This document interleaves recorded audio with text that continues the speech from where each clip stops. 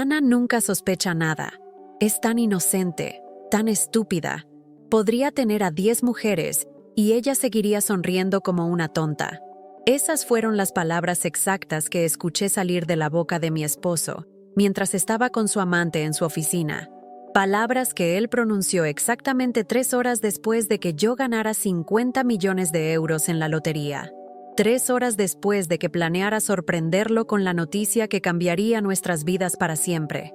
Pero amigos, antes de contarles cómo un billete de lotería y la inocencia de mi hijo de 3 años destruyeron la vida del hombre más arrogante que he conocido, necesito pedirles algo. Si esta historia les remueve algo por dentro, si alguna vez han sido traicionados o han sentido que alguien los subestimó, déjenme un like ahora mismo.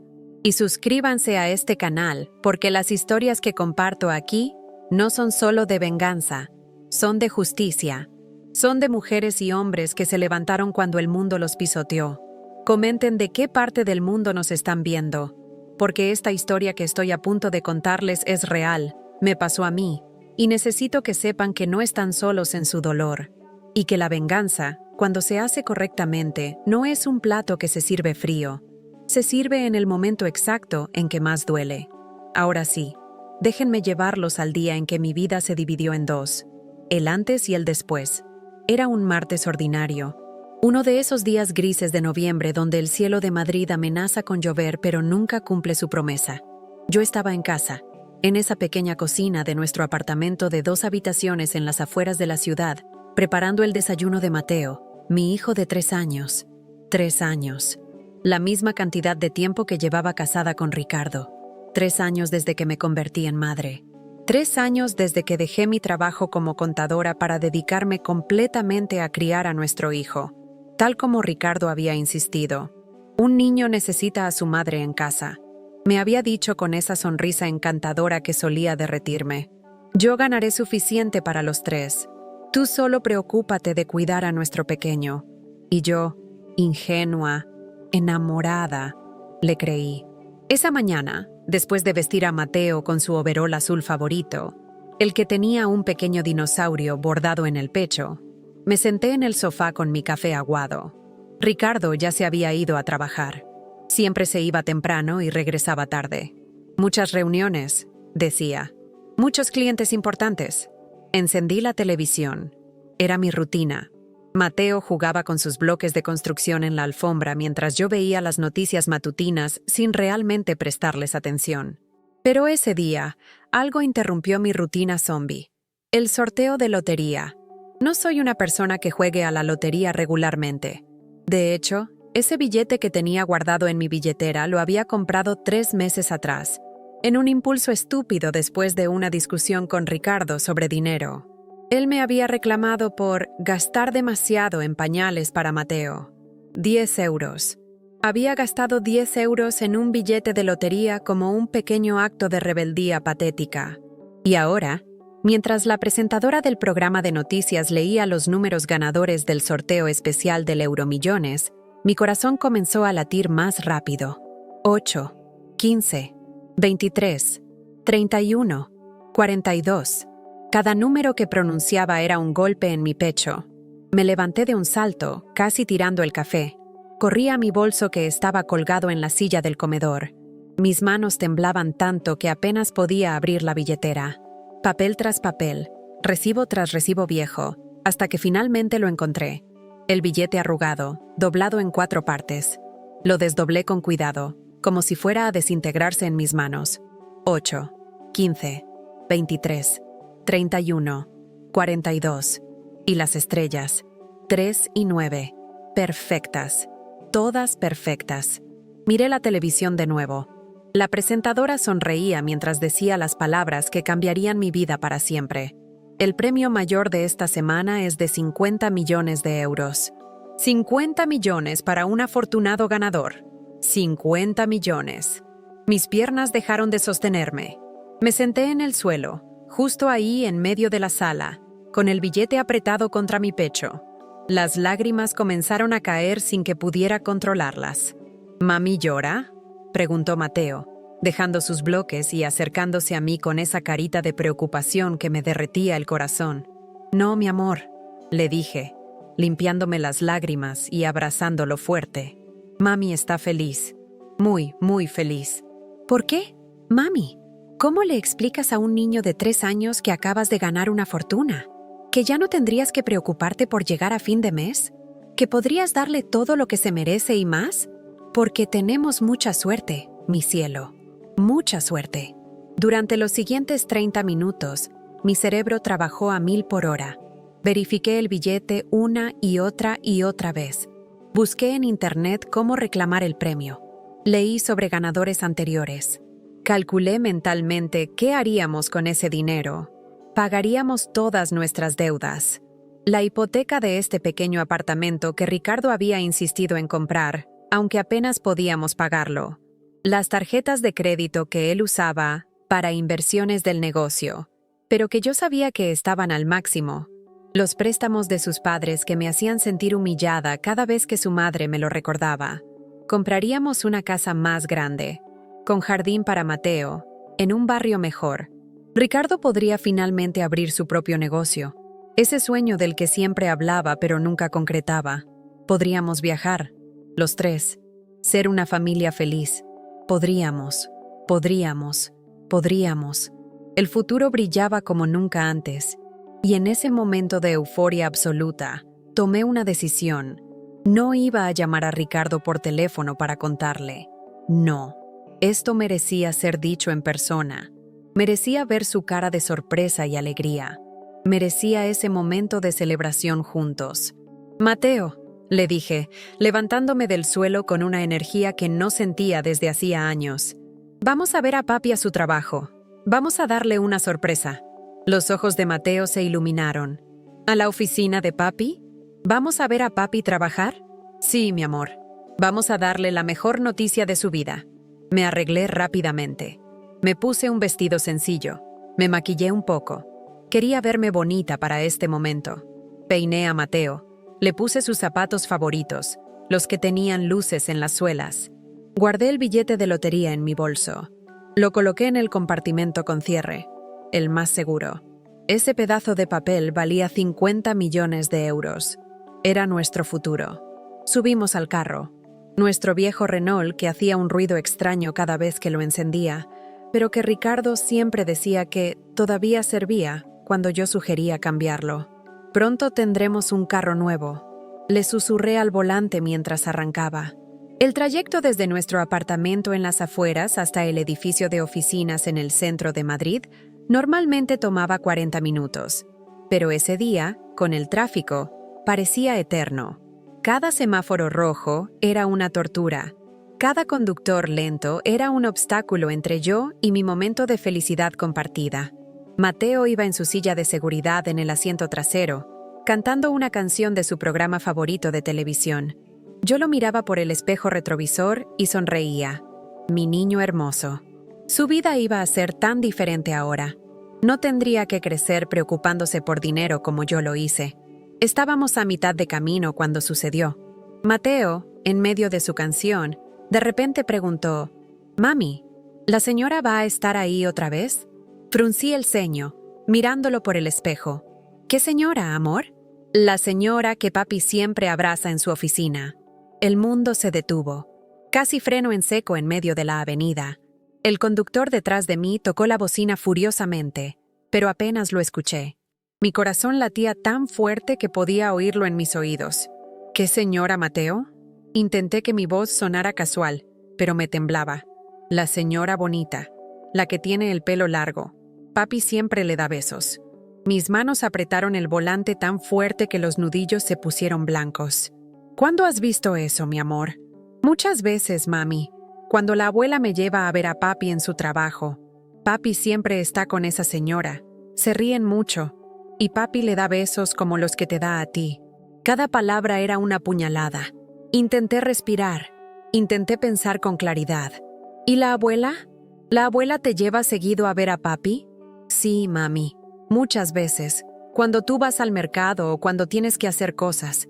La abuela dice que es un secreto, que no te diga». Un secreto. Su madre lo sabía. Su madre llevaba a mi hijo a presenciar la infidelidad de su propio hijo y le pedía que no me dijera. Sentí náuseas. Literal, físicas náuseas. Pero continué manejando, porque ahora necesitaba ver esto con mis propios ojos. Necesitaba confirmar lo que mi hijo inocente acababa de revelar sin siquiera entender la magnitud de lo que estaba diciendo. «Mateo», le dije, controlando mi voz, «cuando llegues a la oficina de papi, quiero que estés muy callado, ¿sí? Vamos a hacer una sorpresa. No podemos hacer ruido. Como escondidas, mami». «Exacto, mi amor. Como escondidas». Los últimos 20 minutos de ese viaje fueron una tortura psicológica. Mi mente corría en 1000 direcciones. Tal vez Mateo había malinterpretado algo. Tal vez la señora era solo una compañera de trabajo y Mateo confundió un saludo amistoso con algo más. Tal vez, pero en el fondo, yo sabía. Todas esas noches que llegaba tarde, todos esos fines de semana que tenía que trabajar, todas esas veces que evitaba mi contacto en la cama con excusas de estar cansado, los mensajes que escondía, las llamadas que tomaba en otra habitación, las señales siempre estuvieron ahí. Yo simplemente había elegido no verlas. Llegamos al edificio de oficinas donde Ricardo trabajaba. Era un edificio moderno, de esos con fachada de vidrio que reflejan el cielo. Aparqué en el estacionamiento, tomé a Mateo de la mano y guardé mi bolso con el billete de lotería bajo llave en el maletero del carro. No quería llevar 50 millones de euros a donde fuera que estaba a punto de ir. Entramos al edificio. La recepcionista me conocía. Me había visto antes en las pocas ocasiones que había visitado a Ricardo en su trabajo. «Señora Ana, ¿viene a ver al señor Ricardo?» «Sí», dije con la mejor sonrisa falsa que pude reunir. «Es una sorpresa». «¡Qué lindo! Está en su oficina. Piso 6. Tomamos el elevador. Mateo estaba emocionado, brincando. «Vamos a ver a papi, vamos a ver a papi», cantaba. Cuando las puertas del elevador se abrieron en el piso 6, sentí como si estuviera caminando hacia mi propia ejecución. El pasillo era largo, con oficinas a ambos lados. La de Ricardo estaba al final, la esquina, la que tenía ventanas grandes, la que él tanto presumía. Mientras caminábamos por ese pasillo interminable, saqué mi teléfono del bolsillo de mi vestido. Con manos temblorosas, abrí la aplicación de grabación de voz. Presioné el botón de grabar y volví a guardar el teléfono en mi bolsillo. No sabía qué iba a encontrar, pero si era lo que temía, necesitaba pruebas. La puerta de su oficina estaba entreabierta. Apenas una rendija, pero suficiente. Me acerqué en silencio. Coloqué mi mano sobre la boca de Mateo suavemente, haciéndole el gesto de silencio con mi dedo en los labios. Él asintió, emocionado por el juego, y entonces escuché voces. La voz de Ricardo, pero no en tono profesional, en tono íntimo, suave, del modo en que solía hablarme a mí cuando éramos novios. «Eres increíble, ¿lo sabías?», decía. Una risa femenina, joven, musical. «Tú tampoco estás mal, jefe». Más risas. Me asomé por la rendija de la puerta, y ahí estaba, Ricardo, mi esposo, el padre de mi hijo, el hombre con quien había jurado pasar el resto de mi vida. Estaba sentado en su escritorio, y en su regazo, con los brazos alrededor de su cuello, estaba ella, Camila, su secretaria, la chica de 26 años que él me había presentado una vez en una cena de la empresa, la que me había sonreído y llamado señora Ana, con una dulzura que ahora entendía, era completamente falsa. No estaban teniendo relaciones en ese momento, pero estaban lo suficientemente cerca. Él tenía las manos en su cintura. Ella jugueteaba con su corbata. Se besaban entre risas. Sentí como si me hubieran arrancado el corazón del pecho, pero lo que vino después fue peor. «¿No tienes miedo de que Ana aparezca?», preguntó Camila, jugando con el cabello de Ricardo. Ricardo se rió. Una risa genuina, relajada. «¿Ana? Por favor. Ana nunca sospecha nada. Es tan inocente, tan estúpida. Podría tener a 10 mujeres y ella seguiría sonriendo como una tonta, esperándome en casa con la cena preparada». Camila se rió también. «¿Y si algún día se entera? No se va a enterar. Y aunque se enterara, ¿qué va a hacer? Ella no es nadie sin mí. Dejó su trabajo. No tiene familia. No tiene dinero propio. Yo la mantengo a ella y al niño. Está atrapada conmigo quiera o no. «Qué malo eres», dijo Camila, pero sonaba halagada, no escandalizada. «No es ser malo, es ser realista. Ana sirve para una cosa, cuidar a Mateo. Para todo lo demás, estás tú». Se besaron de nuevo. En ese momento, Mateo, que había estado callado todo este tiempo, de repente reconoció a alguien. «Es esa señora, mami», dijo en voz alta, señalando hacia la puerta. «La señora de papi». El tiempo se detuvo. Ricardo y Camila se separaron de golpe. Ambos giraron la cabeza hacia la puerta y me vieron, de pie ahí, con mi hijo de 3 años, con mi vestido bonito que me había puesto para celebrar nuestra nueva vida de millonarios, con mi cara que seguramente reflejaba cada gramo de dolor, traición y horror que sentía. Ricardo se puso pálido. Camila se bajó de su regazo tan rápido que casi se cae. «Ana». Ricardo se levantó, intentando arreglarse la corbata, la camisa. Esto no es lo que parece. Esa frase, esa maldita frase cliché. Algo dentro de mí se rompió, pero no era mi espíritu. Era mi inocencia, mi estupidez, mi ceguera voluntaria. Y en su lugar, algo nuevo nació. Frialdad, claridad, determinación. Miré a Ricardo directo a los ojos. Luego miré a Camila, que evitaba mi mirada. Luego volví a mirar a Ricardo. Y sonreí. Fue una sonrisa pequeña, tranquila. Pero debe haberle parecido aterradora porque él dio un paso atrás. «Tienes razón en algo, Ricardo», dije con una voz tan calmada que me sorprendió a mí misma. «Soy estúpida. Lo he sido durante 3 años. Pero eso termina ahora. Ana, déjame explicar».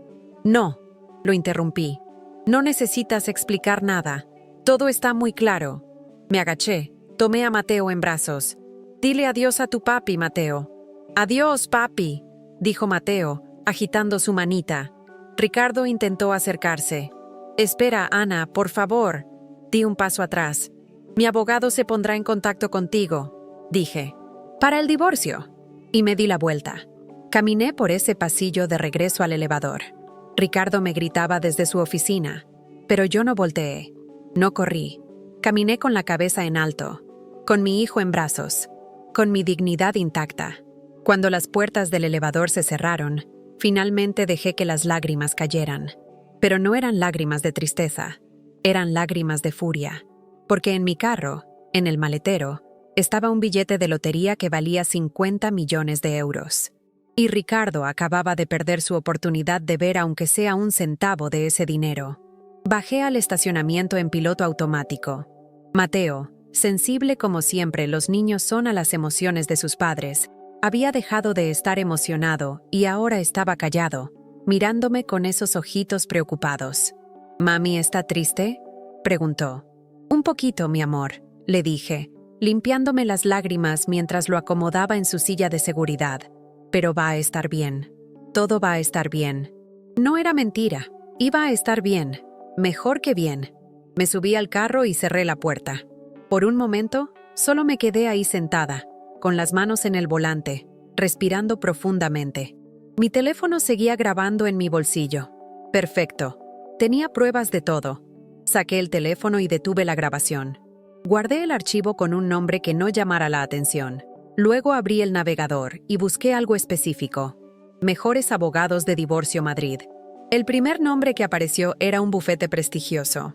Mendoza y Asociados. Especialistas en divorcios de alto conflicto. Marqué el número. Una recepcionista contestó al segundo timbre. «Mendoza y Asociados, buenos días». «Buenos días», dije. Mi voz sonaba extrañamente calmada. «Necesito una consulta urgente. Hoy si es posible. Es un caso de divorcio por infidelidad y necesito al mejor». «¿Su nombre, señora?» «Ana Martínez». «Déjeme verificar la agenda del doctor Mendoza». «Señora Martínez, ¿podría venir en 2 horas? Tenemos una cancelación». Miré el reloj. Eran las 11 de la mañana. «Ahí estaré. Gracias». Colgué y me quedé mirando al frente. Mi cerebro trabajaba a velocidad supersónica ahora. No podía ir directo a casa. Ricardo probablemente ya estaba intentando llamarme. Revisé mi teléfono. 5 llamadas perdidas. 10 mensajes. No los abrí. No quería leerlos. En cambio, conduje hasta el Banco Central. Tenía 2 horas antes de mi cita con el abogado. Suficiente tiempo para asegurar el billete de lotería. Entré al banco con Mateo de la mano. Pedí hablar con un gerente. Me hicieron esperar 15 minutos que se sintieron como horas. Finalmente, un hombre de unos 50 años, con traje impecable y gafas de marco dorado, me invitó a pasar a su oficina. Señora Martínez, ¿en qué puedo ayudarla? Saqué el billete de lotería de mi bolso y lo coloqué sobre su escritorio.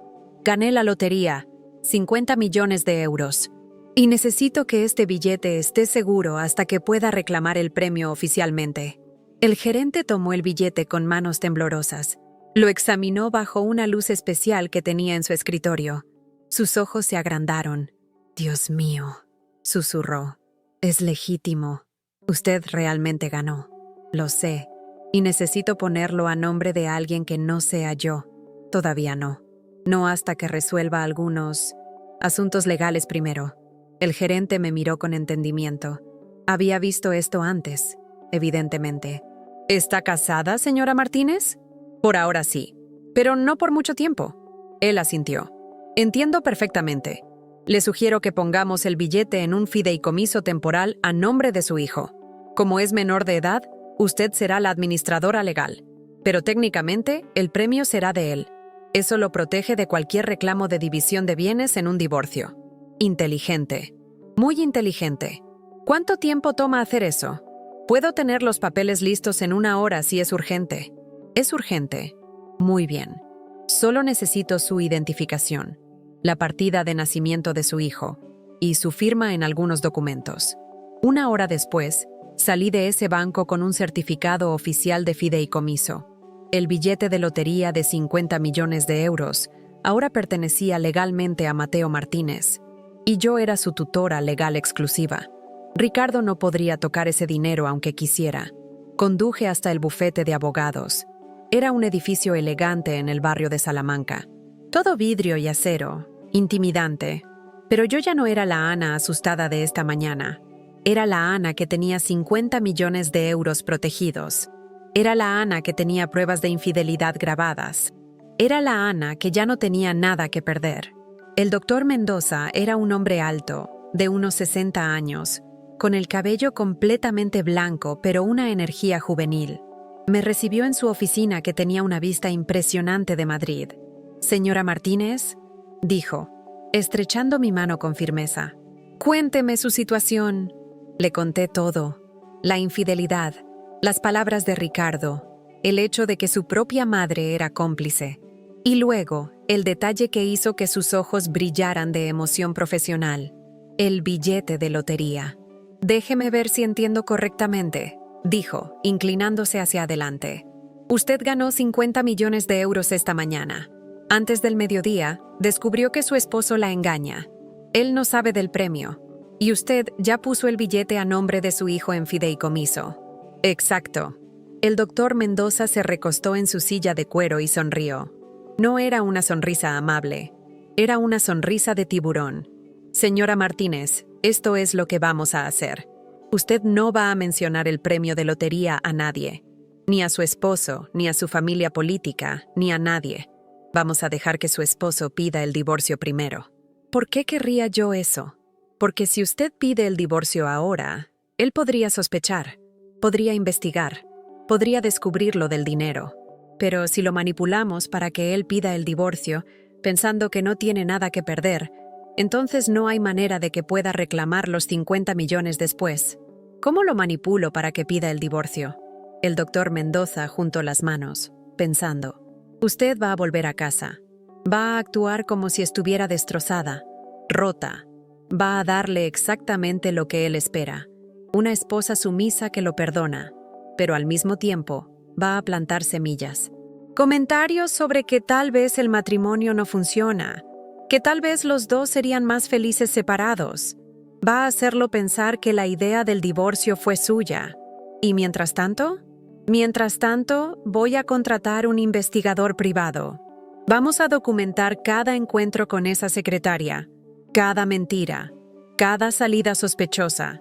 Y cuando él finalmente pida el divorcio, vamos a golpearlo con todas las pruebas y vamos a asegurarnos de que no reciba absolutamente nada.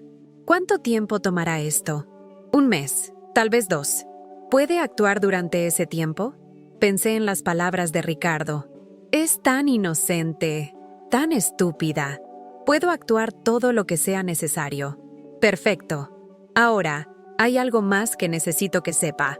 En España, los bienes ganados durante el matrimonio normalmente se dividen 50-50 en un divorcio. Pero hay excepciones. Los premios de lotería pueden ser considerados bienes personales si se pueden probar ciertas circunstancias. ¿Qué circunstancias? Que el billete fue comprado con dinero personal antes de la separación y que el premio fue cobrado después de la separación oficial.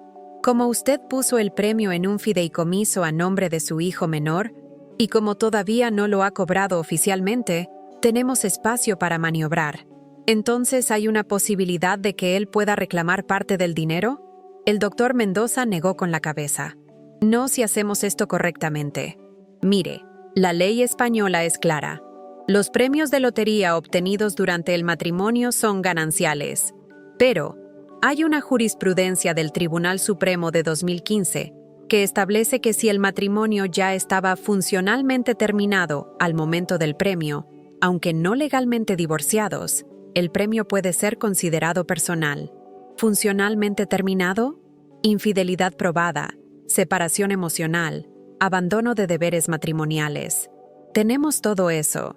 Tenemos a su esposo declarando en grabación que la considera estúpida, que tiene una amante, que usted solo sirve para cuidar al niño. Eso demuestra que el matrimonio ya estaba destruido. Pero el premio fue esta mañana. La infidelidad la descubrí esta mañana. Pero la infidelidad no comenzó esta mañana. Su propio hijo confirma que ha visto a la amante muchas veces. Vamos a probar que esto lleva tiempo. Meses, tal vez años. Vamos a demostrar que su esposo ya había abandonado el matrimonio emocionalmente mucho antes de que usted ganara ese billete. Empecé a entender el plan. Y el investigador privado va a ayudar a probar eso. Exacto. Vamos a rastrear mensajes antiguos si podemos. Reservaciones de hotel. Pagos sospechosos con tarjetas de crédito. Todo lo que demuestre que esta relación con la secretaria no es nueva. ¿Y si no encontramos nada de meses atrás? El doctor Mendoza sonrió de nuevo. Entonces fabricamos un poco la línea de tiempo. Nada ilegal, solo énfasis estratégico. Su hijo dice que vio a la amante muchas veces. No especificó cuándo comenzó. Eso podría ser hace 2 años. Su suegra era cómplice, llevaba al niño a presenciar la infidelidad. Eso sugiere una conspiración a largo plazo. ¿Ve cómo se construye la narrativa? ¿Esto es legal? Completamente. No estoy inventando evidencia. Estoy interpretando la evidencia existente de la manera más favorable para mi cliente. Eso es mi trabajo. Me quedé en silencio por un momento. Esto era más complicado de lo que pensaba, pero también era más prometedor. ¿Cuánto cobra usted, doctor Mendoza? Mis honorarios son de 500 euros la hora. Este caso probablemente tome entre 50 y 100 horas de trabajo. Estamos hablando de entre 25.000 y 50.000 euros. Normalmente, esa cifra me habría dado un ataque al corazón. Pero ahora, con 50 millones esperándome, era nada. Le pagaré 50.000 ahora mismo, en efectivo. Cuando esto termine, recibirá un bono adicional de 100.000 si gana el caso completamente. Los ojos del doctor Mendoza brillaron. Señora Martínez, tiene usted un trato. Y le prometo algo. Su esposo se va a arrepentir de cada palabra cruel que dijo sobre usted. Salí de esa oficina 2 horas después con un plan completo. El doctor Mendoza había bosquejado cada paso, cada movimiento. Era como un juego de ajedrez, y Ricardo no tenía idea de que ya estaba en jaque mate. Solo faltaba ejecutar los movimientos finales. Paso 1. Volver a casa y actuar destrozada. Paso 2. Dejar que Ricardo me consolara y me convenciera de darle otra oportunidad. Paso 3. Durante las próximas semanas, plantar semillas de duda sobre el matrimonio. Paso 4. Dejar que él llegara a la conclusión de que quería el divorcio. Paso 5. Cuando pidiera el divorcio, golpearlo con todas las pruebas y asegurarme de que saliera con las manos vacías. Conduje a casa. Ya era tarde en la tarde. Mateo se había quedado dormido en su silla del carro durante todo este tiempo. Mi pobre bebé estaba agotado. Cuando llegué al apartamento, el carro de Ricardo ya estaba estacionado afuera. Él había salido temprano del trabajo. Probablemente estaba adentro, ensayando su speech de disculpas. Respiré profundo. Era hora de actuar. Cargué a Mateo dormido en mis brazos y entré al apartamento. Ricardo estaba sentado en el sofá de la sala. Se levantó de un salto cuando me vio. «Ana, gracias a Dios, he estado llamándote todo el día». Lo miré. Puse mi mejor cara de mujer destrozada. No fue difícil. Parte de mí realmente estaba destrozada. «Necesito acostar a Mateo», dije con voz apagada. «Por supuesto, sí, pero después tenemos que hablar». «Ya no hay nada de qué hablar, Ricardo. Vi todo lo que necesitaba ver». «No es lo que piensas». «¿No es lo que pienso?» Mi voz se elevó un poco. «Vi a tu secretaria sentada en tu regazo. Te escuché decir que soy estúpida. ¿Qué parte de eso no es lo que pienso?» Ricardo se pasó las manos por el cabello, desesperado. «Fue un error terrible, pero puedo explicarlo». «Adelante, explica. Explica cómo terminas con tu secretaria en tu regazo. Explica cómo eso es un error». Ella se me insinuó. Yo estaba estresado por el trabajo y entonces es culpa de ella, por supuesto. No estoy diciendo eso. Estoy diciendo que yo caí en la tentación, pero no significa nada. Tú eres a quien amo. Tú y Mateo son mi familia. Acosté a Mateo en su camita. Él seguía profundamente dormido, ajeno al drama que se desarrollaba. Volví a la sala. Ricardo me miraba con ojos de cachorrito, y yo quería vomitar, pero recordé las palabras del doctor Mendoza. Déjelo pensar que lo está perdonando, que está considerando darle otra oportunidad. «No sé si puedo perdonarte», dije, dejándome caer en el sillón. Lo sé y no te culpo, pero dame una oportunidad de demostrarte que puedo cambiar». «¿Cuánto tiempo, Ricardo? ¿Cuánto tiempo llevas con ella?» Él vaciló. Estaba calculando qué mentira le convenía más. «Fue solo un par de veces, lo juro. Un momento de debilidad». Mentiroso. Mateo había dicho muchas veces. «¿Tu madre lo sabe?» Otra vacilación. «Mi madre, ella vio algo una vez, pero le expliqué que era un malentendido». Más mentiras. «¿Y por qué llevaba a Mateo a tu oficina?» «Mateo me dijo que la abuela lo llevaba a verte seguido». Ricardo palideció. No esperaba que Mateo hubiera hablado. Yo le pedí que lo llevara para verme. Extrañaba a mi hijo. ¿Eso está mal? ¿Y coincidencialmente Camila siempre estaba ahí cuando llegaban?» «No siempre». «Ricardo, mi hijo de 3 años me dijo que te vio besarla muchas veces». «Muchas veces». «No me digas que fue un par de veces». Él se derrumbó. Se sentó en el sillón frente a mí y se cubrió la cara con las manos. Está bien. Ha sido más que un par de veces. Hemos estado viéndonos durante unos meses». «¿Cuántos meses?» 6, tal vez 8. 8 meses. Casi desde que Mateo cumplió 2 años. «¿Te acostaste con ella?» Silencio. «Ricardo, ¿te acostaste con ella?» «Sí», susurró. «Sí, lo siento muchísimo».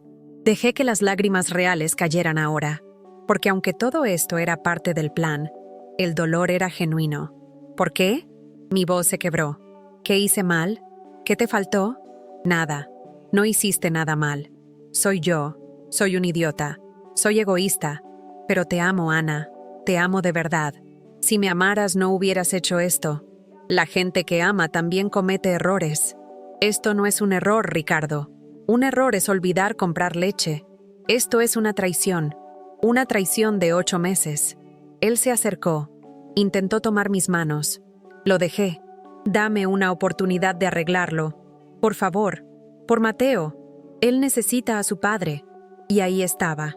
El chantaje emocional usando a nuestro hijo. Pero yo tenía mi propio plan. «Necesito tiempo», dije. «Necesito pensar». todo el tiempo que necesites.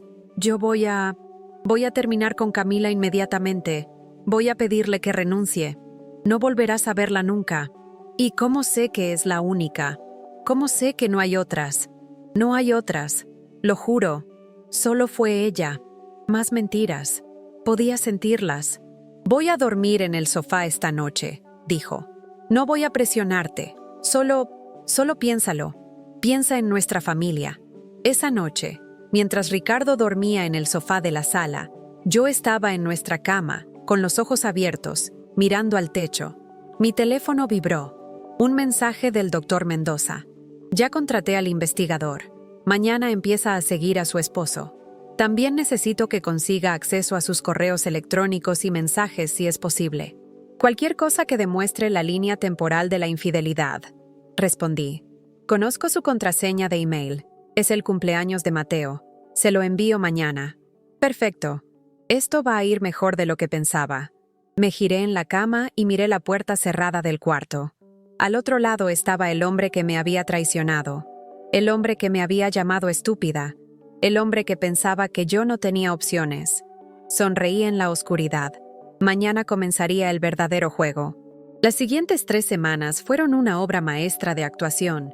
Ricardo estaba siendo el esposo perfecto. Llegaba temprano a casa, traía flores, me decía que me amaba 50 veces al día, y yo actuaba como la esposa que lentamente lo perdonaba. Pero en realidad, cada día le daba al doctor Mendoza más munición. Accedí a su email. Había cientos de mensajes entre él y Camila. Algunos eran explícitos, otros eran planes para encontrarse. Varios incluían comentarios despectivos sobre mí. En uno particularmente cruel, Camila había escrito: ¿Cuándo vas a dejar a tu esposa gorda y aburrida? Y Ricardo había respondido: Pronto, mi amor. Solo estoy esperando el momento correcto. Pero tienes razón. Estar con ella es un sacrificio que hago por mi hijo. Cada mensaje era un puñal, pero también era evidencia. El investigador privado había descubierto más. Ricardo había alquilado un apartamento pequeño donde se veía con Camila 2 veces por semana. Había estado pagándolo durante casi un año entero de mentiras. También había otras mujeres. No relaciones serias, pero encuentros casuales. Una compañera de gimnasio, una mesera de su restaurante favorito. Ricardo era un mujeriego serial, y yo había sido demasiado ciega para verlo. Pero la información más valiosa vino de las tarjetas de crédito. Ricardo tenía deudas, muchas deudas. Había estado apostando online.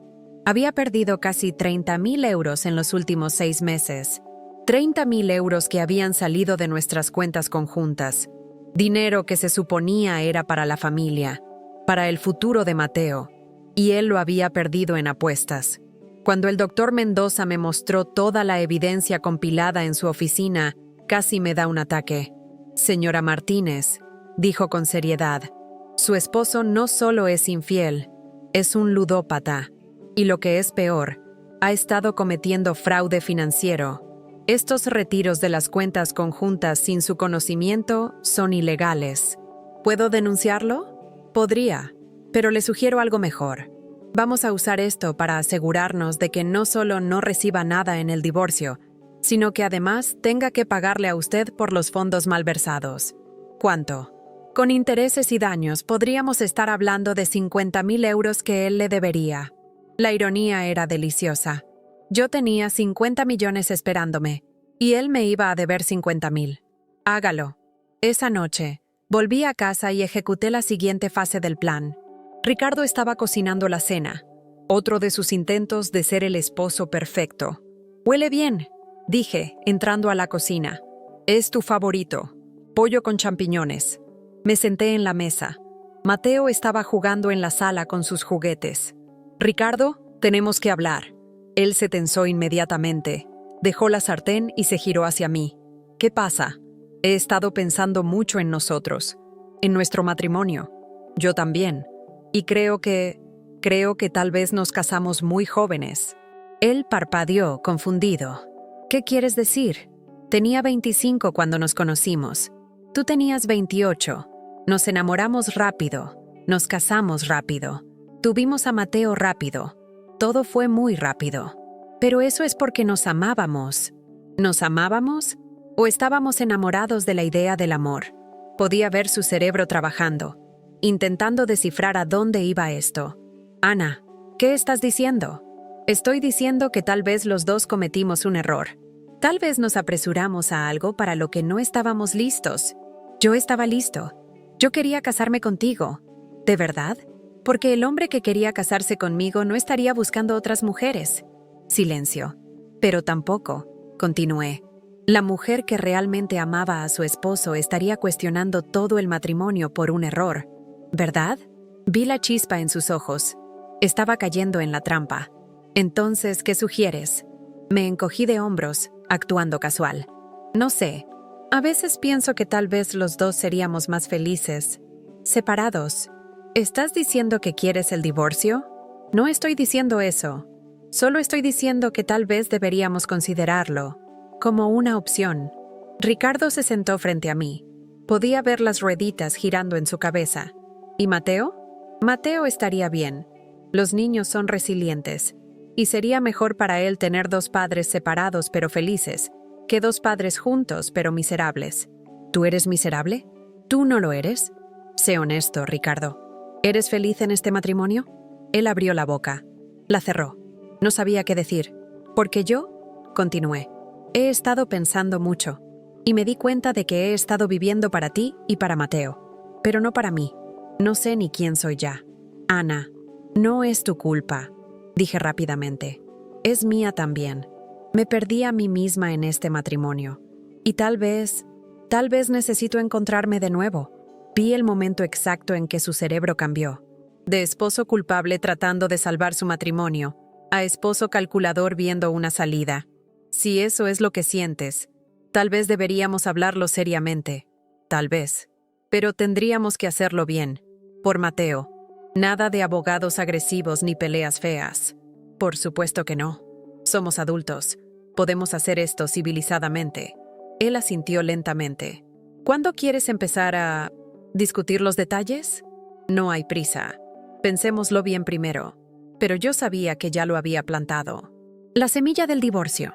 Y Ricardo, siendo quien era, la regaría y la haría crecer hasta que estuviera convencido de que era idea suya. Le di 2 semanas. En esas 2 semanas, continué siendo distante, educada pero fría. Respondía a sus intentos de afecto con tibiezas.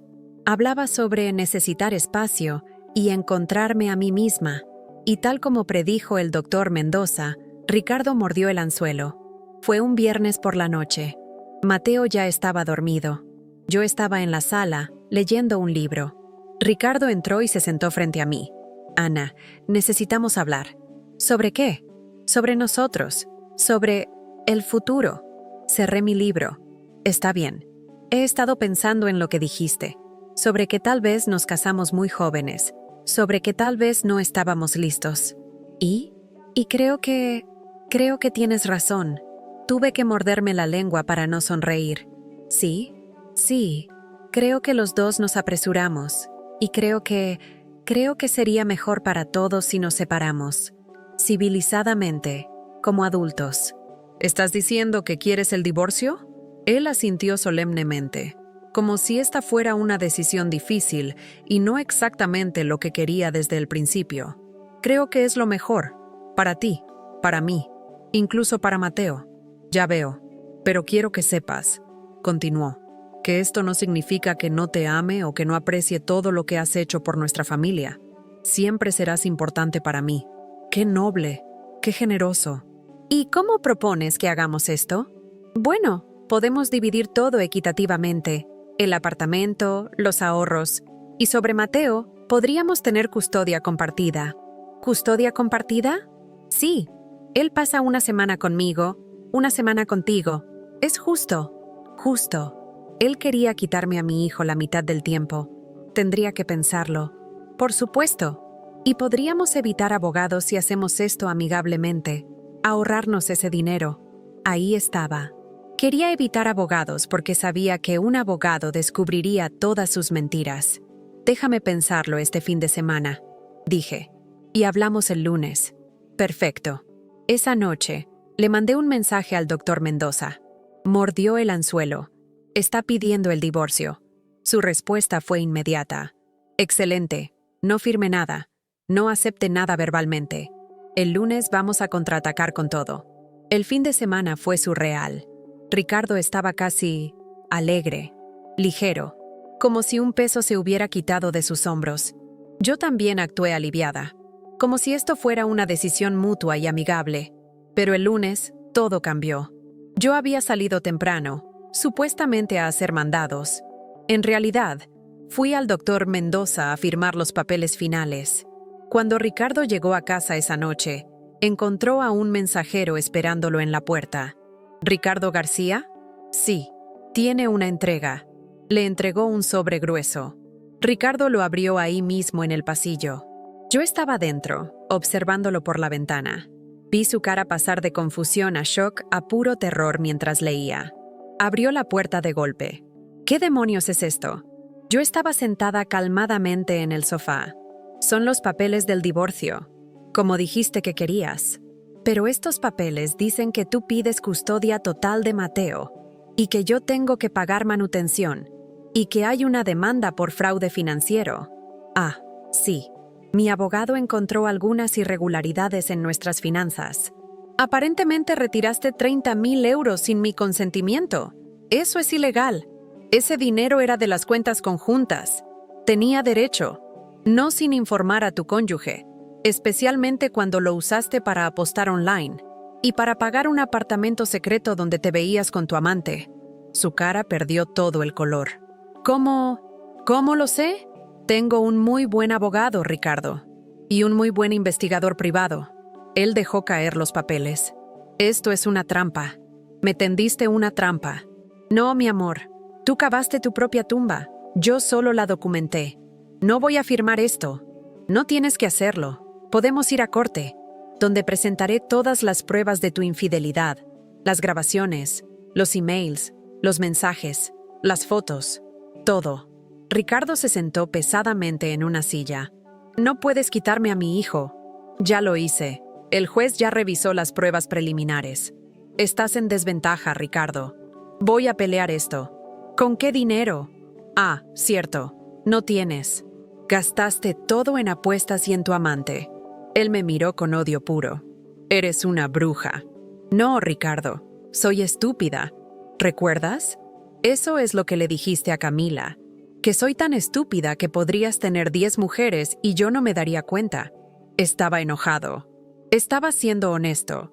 Pero resultó que la estúpida aprendió a jugar el juego. Y lo jugó mejor que tú. Él se levantó, intentó acercarse, pero retrocedió cuando vio mi mirada. ¿Qué quieres, Ana? ¿Dinero? ¿Venganza? Quiero justicia. Y ya la tengo. Por favor. Ahora estaba suplicando. No me quites a Mateo. Deberías haber pensado en eso antes de traicionarlo a él también. Porque cada vez que engañabas a su madre, lo estabas traicionando a él. Esa noche, Ricardo durmió en un hotel. No porque yo se lo pidiera, sino porque no soportaba estar en la misma casa que yo. 2 días después, recibí una llamada del doctor Mendoza. El abogado de su esposo me contactó. ¿Quieren negociar? ¿Qué ofrecen? Él firma el divorcio sin pelear. Acepta la custodia total para usted con visitas supervisadas para él. Y paga la manutención y los 30,000 euros que debe. A cambio, usted retira los cargos de fraude. ¿Y sobre el apartamento y los ahorros? Él renuncia a todo. Sale con nada. Sonreí. Acepto. Hay algo más, dijo el doctor Mendoza. Es el momento de cobrar el premio de lotería. Han pasado 4 semanas. El matrimonio ya está oficialmente en proceso de divorcio. ¿Es seguro? ¿Cuándo? Mañana si quiere. Ya tengo todos los papeles preparados. Al día siguiente, fui a las oficinas de la Lotería Nacional. Presenté el billete, firmé los documentos, y 24 horas después, 50 millones de euros fueron transferidos a la cuenta del fideicomiso de Mateo. El doctor Mendoza se aseguró de que el premio fuera procesado como ganancia de menor bajo tutela materna, adquirida post-separación marital. Ricardo no podía tocarlo aunque quisiera. El divorcio fue finalizado 6 semanas después. Yo me quedé con el apartamento, con la custodia total de Mateo, Con los 50 millones, Ricardo se quedó con sus deudas, con su reputación destruida y con visitas supervisadas a su hijo 2 veces al mes. Camila lo dejó en cuanto se enteró de que no tenía dinero. Su madre dejó de hablarme, por supuesto, pero eso solo hizo mi vida más fácil. 6 meses después del divorcio, compré una casa hermosa en las afueras de Madrid, con jardín grande para Mateo, con una oficina donde empecé mi propio negocio de consultoría contable. Invertí 40 millones sabiamente. 10 millones los guardé en el fideicomiso de Mateo para su futuro. Y con parte del dinero, hice algo que me dio más satisfacción que cualquier cosa. Creé una fundación para mujeres víctimas de infidelidad y abuso financiero. Una fundación que les proveía ayuda legal gratuita, porque yo había tenido suerte. Había ganado la lotería, pero había millones de mujeres ahí afuera que estaban exactamente donde yo había estado, atrapadas, asustadas, sin recursos, y yo iba a ayudarlas. Un año después del divorcio, me encontré con Ricardo en un café. Él había pedido verme para hablar sobre Mateo. Se veía terrible. Había envejecido años en meses. Tenía ojeras. Había perdido peso. «Gracias por venir», dijo cuando me senté. «Tienes 10 minutos». Quería disculparme. Por todo. Por las mentiras. Por la traición. Por subestimarte. Ya es tarde para eso. Lo sé, pero necesitaba decirlo. Arruiné la mejor cosa que me pasó en la vida. Arruinaste 3 cosas. A mí, a Mateo y a ti mismo. Escuché que estás bien, que tienes un negocio exitoso. No le mencioné los 50 millones. Él nunca lo supo. Nunca lo sabría. Estoy bien, sí. Me alegro, de verdad. ¿Eso es todo? Hay algo más. Quiero ver a Mateo más seguido. Las visitas supervisadas son humillantes. Son necesarias. He cambiado, Ana. Estoy en terapia. Dejé de apostar. Terminé con todas las mujeres. Estoy intentando ser mejor. Eso no cambia lo que hiciste. Lo sé, pero Mateo es mi hijo. Lo amo. Entonces demuéstralo. Aparece a tus visitas. Sé consistente. Paga tu manutención a tiempo. Y en un año, tal vez, solo tal vez, consideraré quitar la supervisión. Se iluminó un poco. ¿De verdad? Si demuestras que has cambiado. No con palabras, con acciones. Lo haré, lo prometo. Me levanté para irme. Ana, una cosa más. ¿Qué? ¿Alguna vez me perdonarás? Lo miré. Este hombre que me había destrozado. Este hombre que me había llamado estúpida. Este hombre que había subestimado tanto a la mujer que amaba. No sé, dije honestamente. Tal vez algún día, pero ese día no es hoy. Y me fui, dejándolo solo en ese café con sus arrepentimientos. Hoy, 3 años después de todo esto, estoy sentada en el jardín de mi casa, viendo a Mateo jugar con su perro. Tiene 6 años ahora. Es inteligente, amable, feliz. No recuerda mucho de cuando sus padres estaban juntos, y eso está bien. Ricardo cumplió su palabra. Se presentó consistentemente a sus visitas. Pagó su manutención. Fue a terapia. Y hace 6 meses, quité la supervisión. Ahora puede ver a Mateo fines de semana alternos. No somos amigos. Probablemente nunca lo seremos. Pero somos padres civilizados que ponen a su hijo primero. Y yo aprendí algo de toda esta experiencia. Aprendí que ganar 50 millones de euros no fue lo que cambió mi vida. Lo que cambió mi vida fue encontrar el valor para no aceptar la traición, para no conformarme con las migajas de afecto de un hombre que no me valoraba. Aprendí que la verdadera fortuna no está en una cuenta bancaria, está en tu dignidad, en tu amor propio, en saber tu valor. Y aprendí que la venganza, cuando se ejecuta perfectamente, no es dulce, es justicia.